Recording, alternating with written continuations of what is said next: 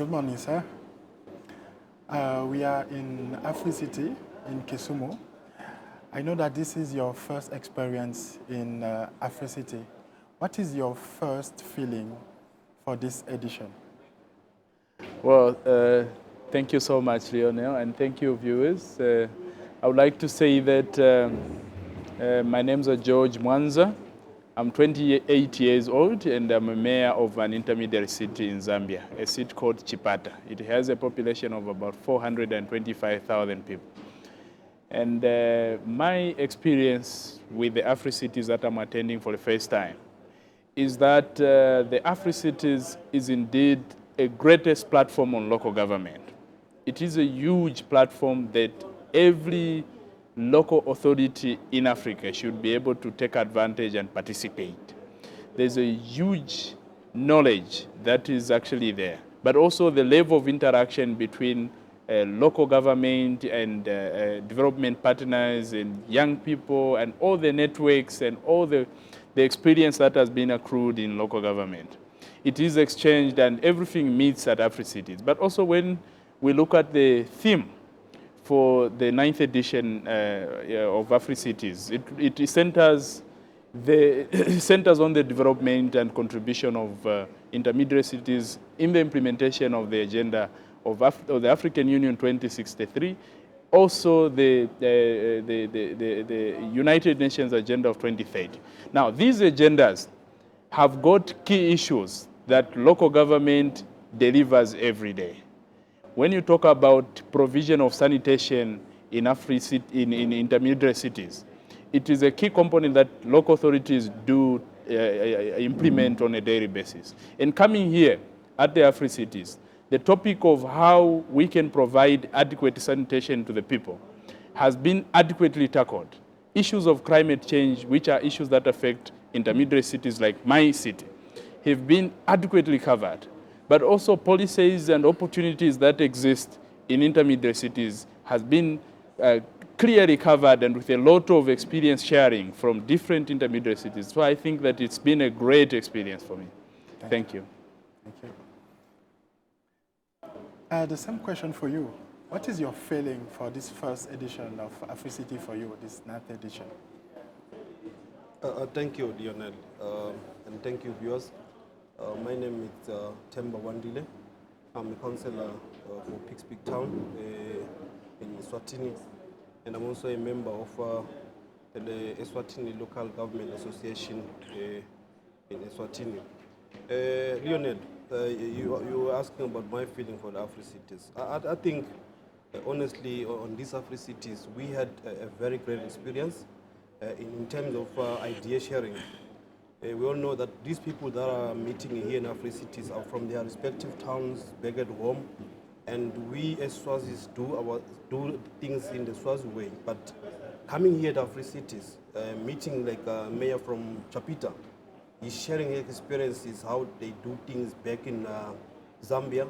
That helps us a lot because we as local authorities, we hire people each and every day with people with no experience.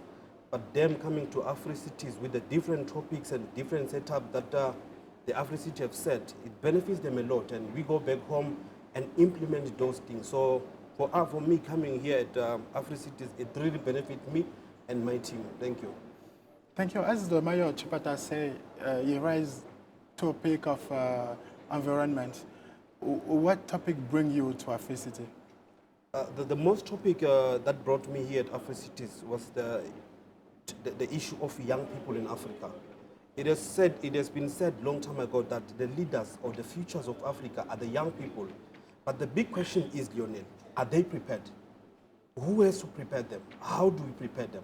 So for me coming here and meeting some young leaders and getting guidance to our leaders, our seniors from the USCG, it really helps us a lot, Lionel, because the issues that were being discussed there, preparing a young leader to take over, how do we take, and how do we even correct these policies? Because in our respective countries, Lionel, we have policies whereby as a young leader, like in Zambia, if you are less than 35 years, you cannot be a president. We have, like my friend here next to me, he has displayed leadership skills. He's ready to be president. Why not take over? What's delaying him? Can the people of Zambia vote him into a president? The answer is yes. But now there are policies that are blocking her way. So those are the issues that we are here to discuss for the young people. Because another issue that I think most of the countries and the town brought a lot of issues. Some they are telling there is lack of communication, there is lack of participation for young people.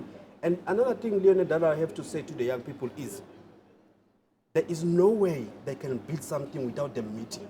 So if they want to build something, they must meet, they must participate in whatever the local authorities call them upon. So otherwise, that's it for me. Thank you, Mayor. One last question. Mayor Chipata, what is your recommendation or your message for the next edition of AfriCity? Well, thank you, Lionel. What I would like to emphasize is that AfriCity is the largest gathering on the continent of Africa on local government. And local government drives the transformation and revolutionary agenda of Africa. And issues that should be at the center of the next AfriCities should include issues of security and peace on the continent of Africa. We as young people want to take over an Africa that is organized, that is peaceful, that is not torn apart, that is not full with guns. That is the Africa that we want to take up. And it worries us every time when the elderly people can't agree on the continent of Africa. An African killing an African, instead of embracing each other, instead of working together and saying we are Africans before we identify ourselves with states, with countries, with what, we must develop an Africa of the people.